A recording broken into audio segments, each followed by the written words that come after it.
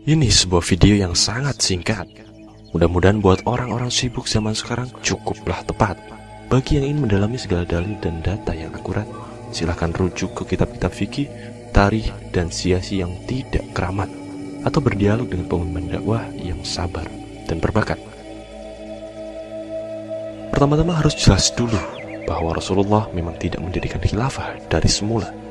Tapi Rasulullah mendirikan daulah Islam, itulah fakta yang dengannya masyarakat melayani secara sempurna. Hukum-hukum syariah menjadi tegak secara nyata. Hakim, gubernur, tentara, dan duta, semuanya memang ada. Ini tak lain untuk menjadikan dakwah Islam efektif ke seluruh dunia. Jadi Rasulullah memang mendirikan negara, walaupun bersahaja. Nah, khilafah itu adalah sebutan negara setelah Rasul tiada. Yang kedua, jadi yang perlu kita dalami adalah bagaimana sejarahnya. Muhammad diangkat sebagai Rasul itu tanpa campur tangan manusia. Tetapi dakwah Rasul itu punya tahapan-tahapan yang sempurna, yang semua menjadi hukum yang mengikat kita. Awalnya Rasul membina pribadi-pribadi manusianya, dimulai dari tauhid, dibina akliyah dan nafsiyahnya, diperkenalkan dengan ibadah dan akhlak lewat teladan yang luar biasa. Satu persatu para as-sabiqun al-awwalun, sahabat pionir, direkrutnya, sampai turun wahyu agar Rasul dakwah terbuka ke masyarakatnya, berpesan agar manusia beriman dan tidak menyekutukannya. Juga Rasul membawa ayat-ayat yang mencela perbuatan durhaka, semacam membunuh anak-anak perempuan, berzina, atau berdusta, mengingkari tradisi Quraisy yang sekedar ikut-ikutan nenek moyangnya, juga menohok tokoh-tokoh jahiliyah, bahkan menyebut namanya. Sejak itu terjadi konflik peradaban. Rasul dimusuhi kaumnya. Meski begitu, tidak pernah Rasul dengan kekerasan menghadapinya.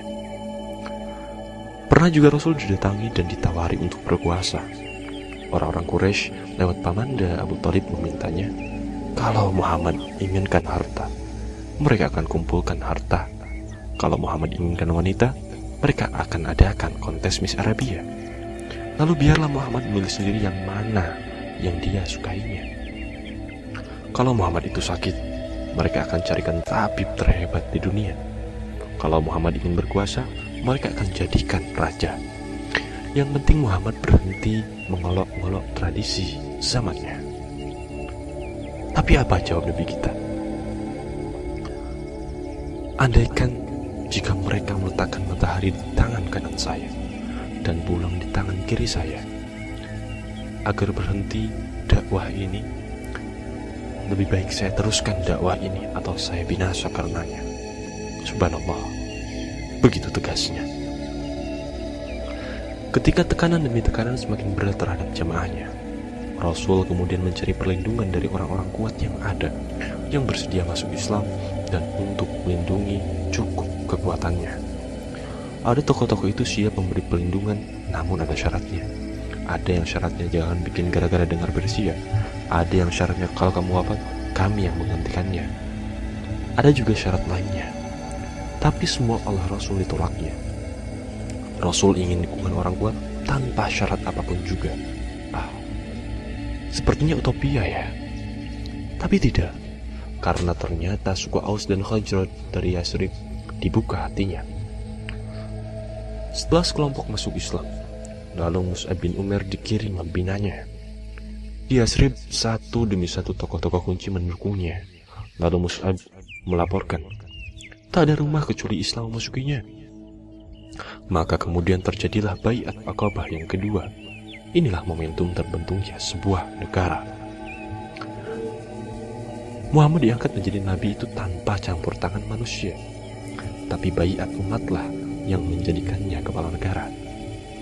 Baiat adalah sebuah akad ketika orang-orang kuat siap membelanya, agar orang yang dibaiat siap dengan Islam memerintahnya.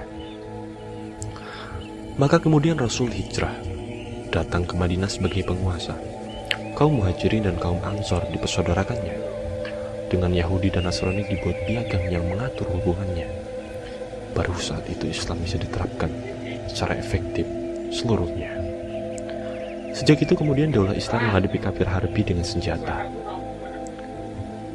hingga akhirnya kemenangan diraih ketika Mekah ditaklukkannya. Tapi Rasul tidak berhenti, karena timur dan barat telah dijanjikannya, tidak untuk dijajah, tetapi untuk disampaikan nur dan rahmat pada mereka. Itulah misi negara khilafah selanjutnya, sekalipun sejarah menunjukkan pasang surutnya. Tetapi hikmah tadi bisa kita runut, bahwa amat jelaslah orang-orang kuat yang sekarang berkuasa bisa berubah kapan saja, kalau pikiran mereka terbuka dan nuraninya berbicara. Dengan tiba-tiba mereka bisa ikhlas untuk Islam memberikan segalanya. Kita hanya ditugaskan untuk berdakwah dengan hikmah pada mereka. Selanjutnya biarlah Allah yang membuka hatinya. Ini juga rahasia revolusi damai di mana saja. Lihatlah bagaimana tahun 1991 adik kuasa Rusia mengganti ideologinya.